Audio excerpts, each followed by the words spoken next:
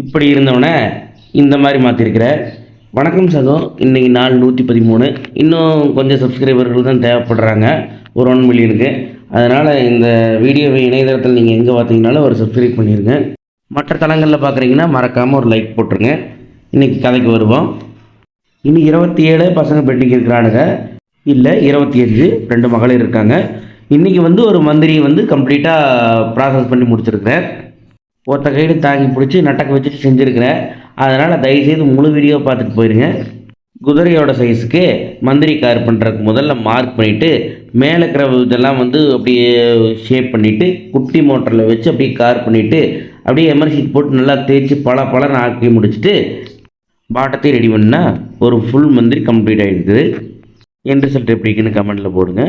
அடுத்த வீடியோ உங்களை சந்திக்கிறேன். அதுவரை உங்களை விடைபெறுகிறேன். டாடா பாய்.